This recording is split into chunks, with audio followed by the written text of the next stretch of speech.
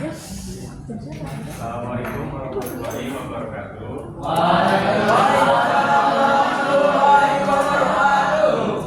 Apa kabar anak-anak? Baiklah. Gimana, semangat gak hari ini belajar? Semangat banget. Ada yang tidak masuk ya? Ada.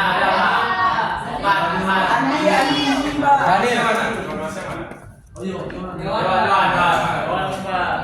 Dewan, siapa yang gak masuk? Daniel sakit.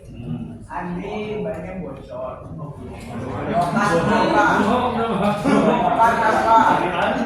Oke, kita doakan semoga temannya tidak bisa hadir, semoga diberi kesembuhan. Amin. Oke, Bapak mau revisi sedikit anak-anak dulunya. Adi, di Aurel pindah ke Irfan. Tidak, dia belum berapa.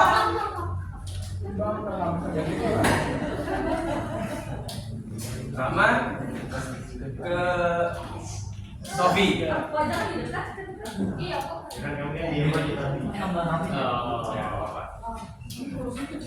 Baik, Pak.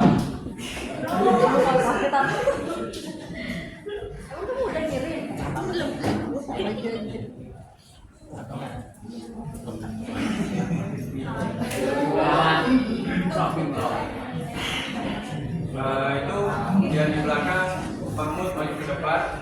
Oke. Dan Susi maju ke sini. Ya, Susi di sini. Coba. Ya. Wah, kok kamu nggak terbang? Bapaknya sama.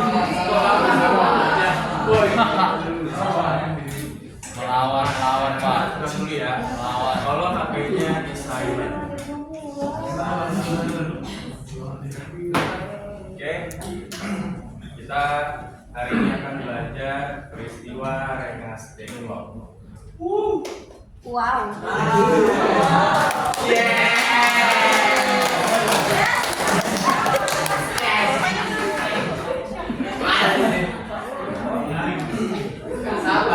Tenang dulu anak, jangan dulu ribut. Iya, Pak. Kalau masih berisik saya keluarkan. Semuanya. Siap, Bapak. Pak Sofi sakit.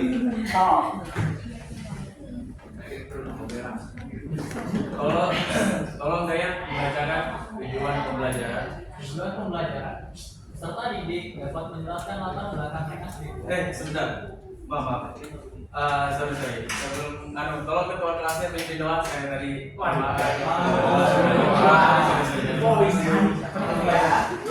Teman-teman, sebelum kita belajar, marilah kita berdoa. Berdoa dimulai.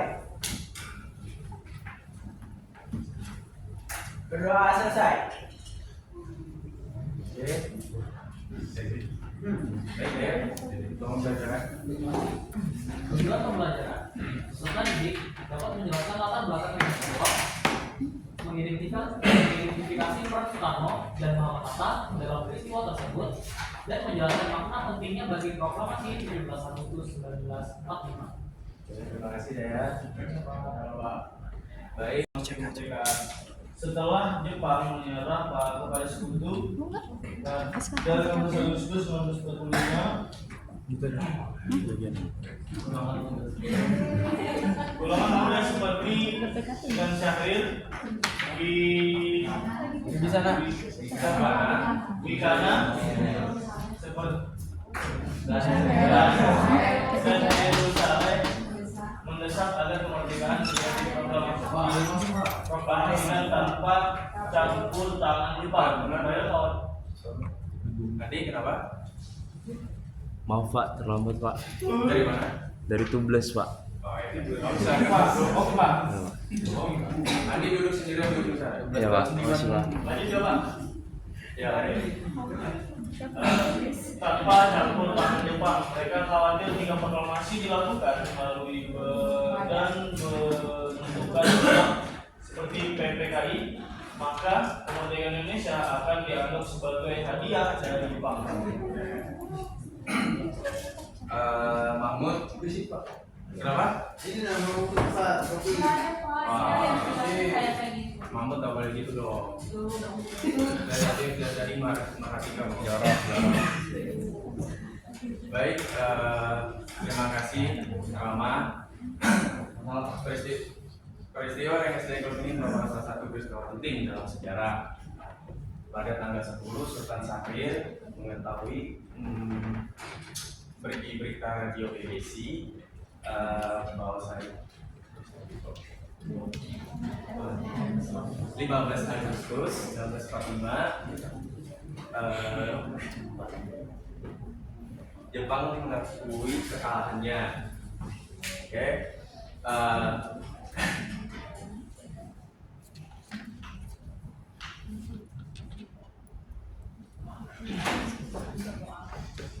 Langkah-langkah peristiwa RNSD Klub. Yang pertama, Jepang pun menyerah kepada Sekutu pada 15 Agustus 1945. Golongan muda mendesak Soekarno dan Muhammad Hatta segera memproklamasikan kemerdekaannya. Tidak terjadi perbedaan pendapat antara golongan muda dan golongan tua. Soekarno Hatta dibawa ke RNSD Klub pada 16 Agustus 1945. Ahmad Subarjo berunding dengan golongan muda dan menjamin proklamasi segera dilakukan. Soekarno Hatta kembali ke Jakarta. Teks proklamasi disusun dan bersama Nata Yasi Maida. Proklamasi kemerdekaan Indonesia dibacakan pada 17 Agustus 1945.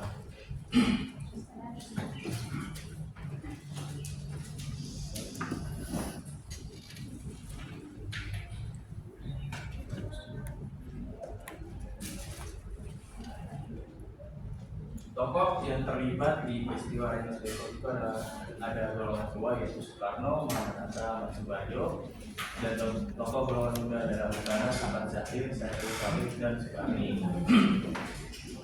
Golongan muda ini mendesak proklamasi ingin segera cepat dilakukan, tetapi golongan tua ini menahan bahwasannya jangan terlalu terburu-buru. Karena proklamasi itu akan dilakukan tanggal 17 Agustus 1945. Sedangkan untuk golongan muda, dia yang cepat tuh pada tanggal 16 Agustus 1945 teks proklamasi sudah dilaksanakan. Nah, terjadilah golongan tua dan terjadilah penculikan golongan muda menculik tokoh tua. Siapa yang diculik? Soekarno.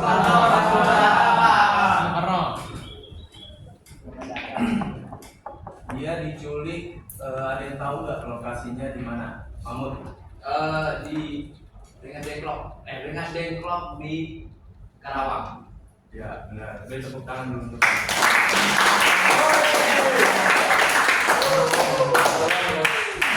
Setelah diculik di Karawang oleh golongan muda,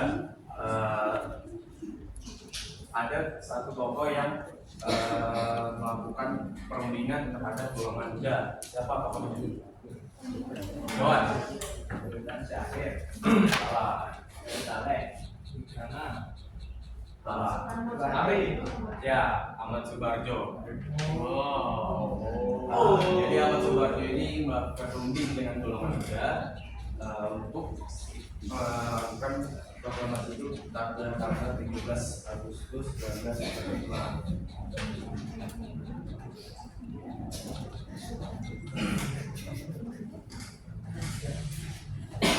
Oke anak, kita langsung ke buat kelompok ya. Kita langsung aja dari sini 1, 2, 3, dan 4. Waktunya 13 menit. Kita mau ngapain, Pak? Mengerjakan soal. Oh, Susah apa soalnya? berapa soal? Udah aja sih. Satu kelompok 5 soal ya. Oke, Pak. Jangan dia lain Pak. Lama. Jangan dikerjain dia lagi. Habis dikerjain maju dipresentasikan ya. Oke. Per kelompok aja. Oke. Oh, maju Pak, maju. Presentasi ya, Pak. Ya. Oke, Pak. Nanti kamu lama-lama ya, di depan. Soalnya kan itu soal. Ya. Boleh Pak. Kalau boleh pakai internet Pak. Boleh. Semangat Pakai Pak. gigi boleh nggak Pak? Boleh. Waduh, main HP teman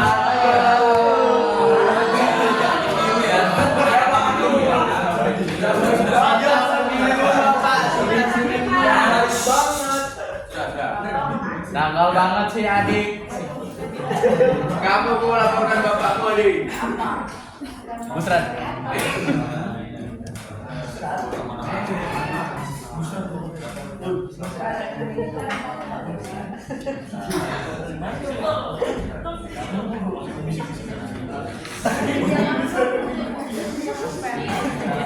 Ayo anak dibaca umumnya. Iya Pak.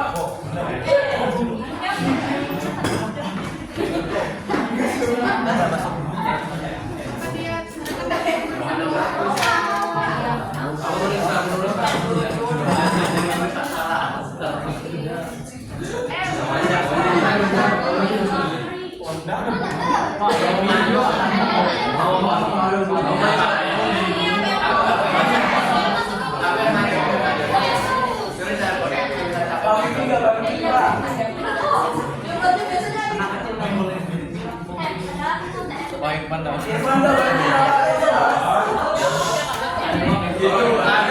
pemirsa. Namanya tolong dibantu.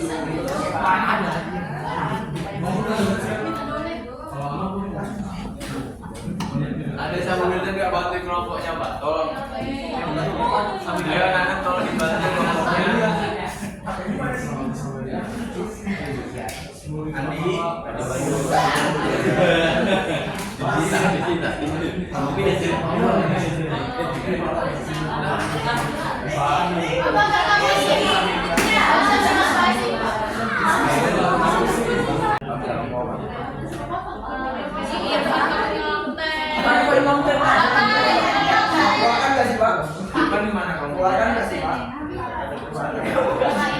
Kalau berkalian yang botak Pak.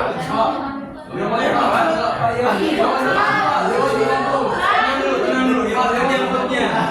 Yang bekerja mulutnya.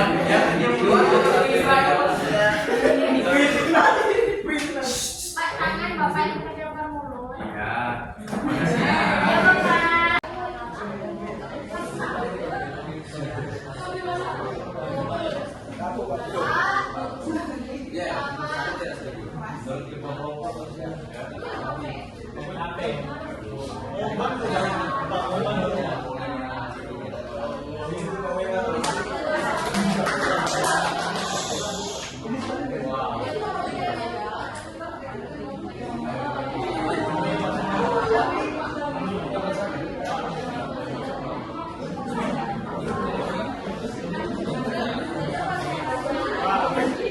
Ayo waktunya 35 menit.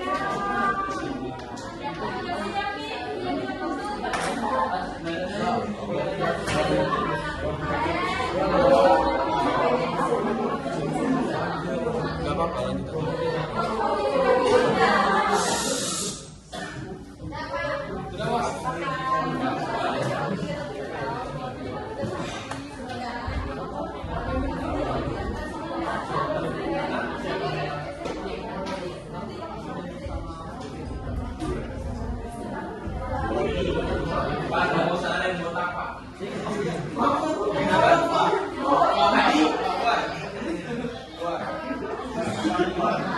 Nggak boleh tegang diri ya, duduk tempat ini. Dan nggak boleh ya, nggak boleh ya, nggak boleh roasting temannya ya.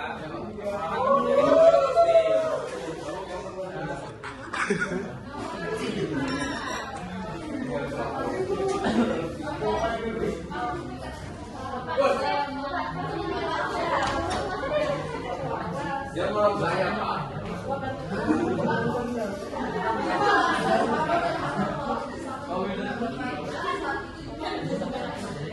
Iya, terjadi kan.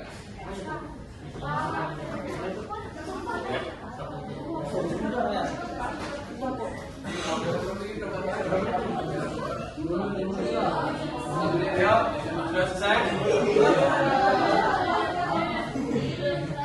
Oke, anak-anak kumpul di depan ya. Kembali ke tempat duduk. Sudah selesai.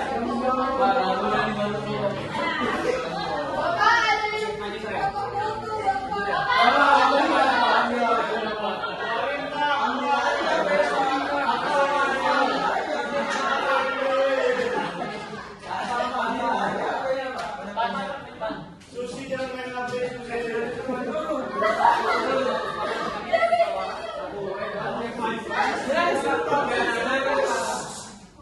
Yawan dari tadi nih terus nih.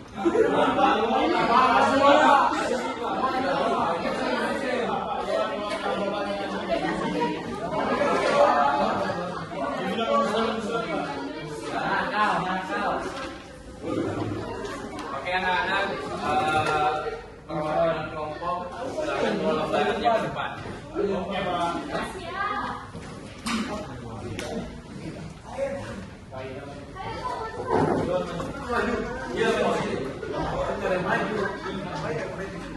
Kelompok dua. Bapak dia pakai topi Pak. Di dalam kelas Kelompok dua. Pak, jangan pakai topi, Pak.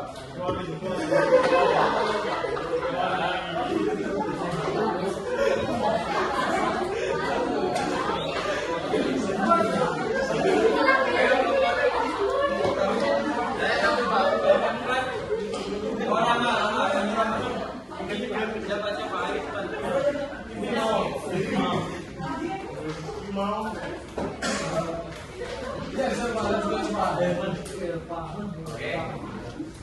Kelompok pertama silakan dibacakan dan dijawab. Semuanya Pak? Ya, semuanya. Oke, nomor 1, jelaskan latar belakang terjadinya peristiwa Depok. Karena Jepang mengaku kalah perang kepada Sekutu. Kemudian berita kekalahannya didengar oleh golongan muda yang akhirnya mendesak Soekarno-Hatta untuk melakukan proklamasi kemerdekaan Indonesia. Nomor 2, mengapa golongan muda mendesak Soekarno-Hatta untuk segera memproklamasikan kemerdekaan? Buat, nggak boleh kayak gitu. Jangan ngisi jari-jari tengah ya.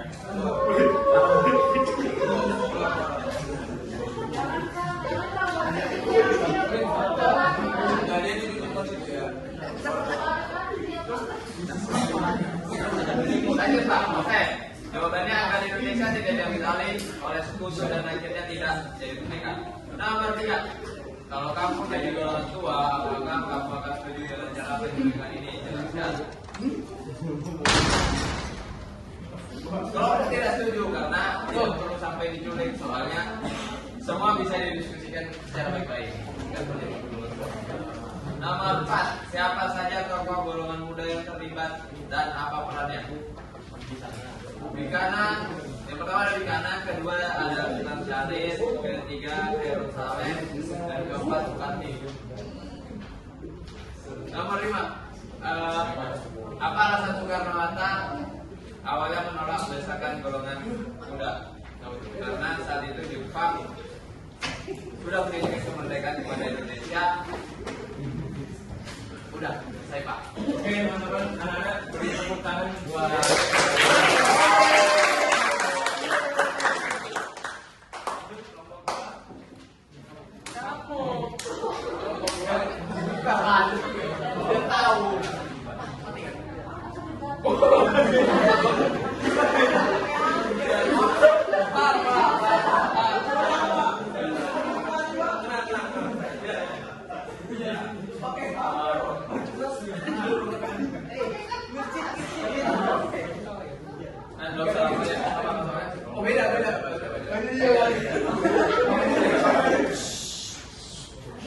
Bagaimana kronologi penculikan Soekarno dan Hatta ke Depok? Kronologinya Depok di tanggal 12 Agustus Golongan muda dengan kemerdekaan harus bebas dari Jepang. 16 Agustus 1945 jam 3.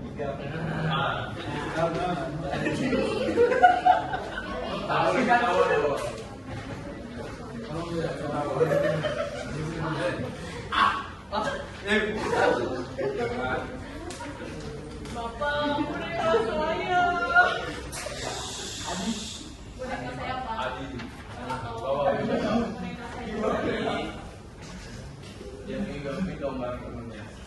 Hatta dibawa paksa oleh pemuda ke Rengas Dengklok untuk diamankan. Di tanggal 16 Agustus 1945 pada sore hari, Ahmad Subarjo menjemput mereka setelah informasi yang akan dilakukan besoknya. Soal nomor 2, apa tujuan utama dibawanya Soekarno dan Hatta ke Rengas Dengklok? Tujuan utamanya menjauhkan Soekarno Hatta dari tekanan atau pengaruh dari kemerdekaan dari Jepang. 3. Jelaskan perbedaan pandangan golongan tua dan muda. Golongan tua ingin proklamasi lewat sidang PTKI secara hati-hati agar tidak memicu pertumpahan darah dengan Jepang. Golongan muda ingin proklamasi dilakukan secepatnya tanpa PTKI agar kemerdekaan tidak dianggap sebagai Jepang. 4. Bagaimana kondisi di Rengas Dengklok saat itu? Kondisinya aman dan terisolasi. Aman. Salah dengar, Pak. Jauh dari pengawasan tentara Jepang di Jakarta. Baru kondusif dijaga oleh pasukan peta. Hingga diskusi antara golongan tua dan muda. Ini Pak. Ayo kasih temannya.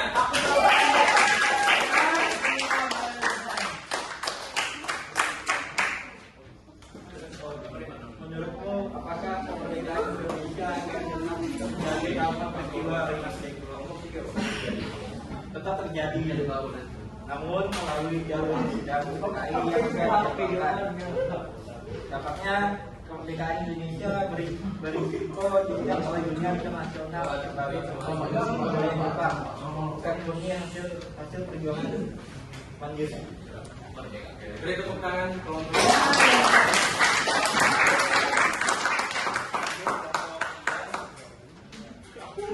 Satu. Siapa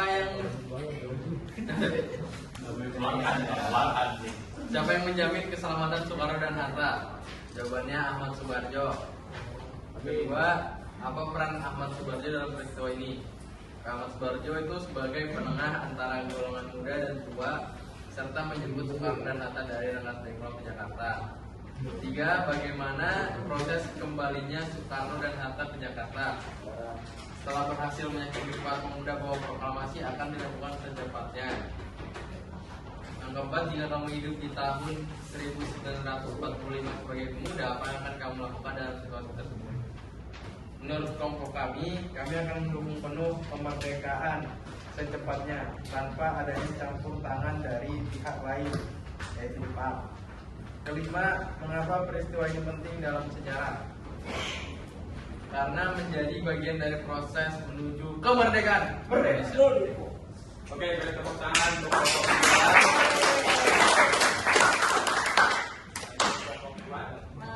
Nomor 1, jelaskan dampak proklamasi. Jawabannya, mempercepat pelaksanaan proklamasi kemerdekaan, menyatukan presisi antara golongan tua dan muda. Nah, yang kedua, menurutmu, jika Soekarno dan Muhammad Hatta tetap menolak desakan golongan muda di peristiwa Rengas Dengklok, apa kemungkinan yang akan terjadi pada proses kemerdekaan Indonesia? Jelaskan. Kemungkinan besar akan terjadi kekosongan kekuasaan berturut-turut. Indonesia mungkin akan mengikuti dan skenario Jepang melalui PTKI yang lambat. Yang nomor 3, bagaimana sikap Jepang terhadap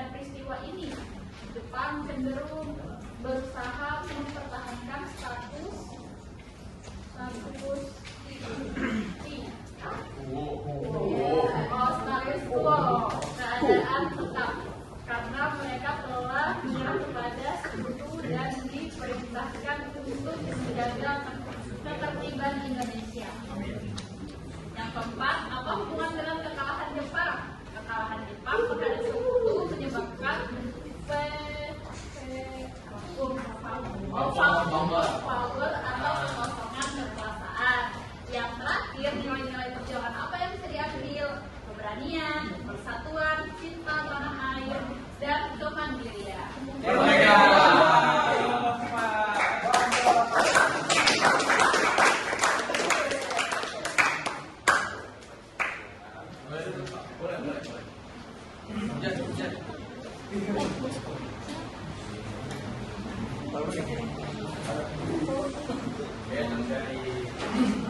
Terima kasih buat perwakilan kelompok.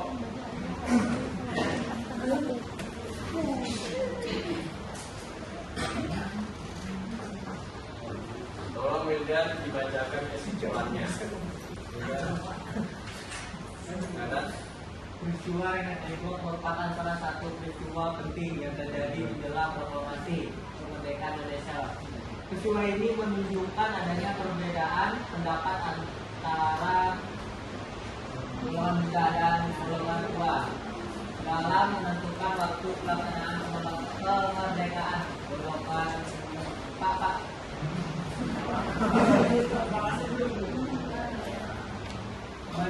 menginginkan proklamasi dilakukan secepat mungkin, sedangkan golongan tua lebih berhati-hati. Melalui peristiwa ini, Soekarno dan Hatta akhirnya didesak untuk segera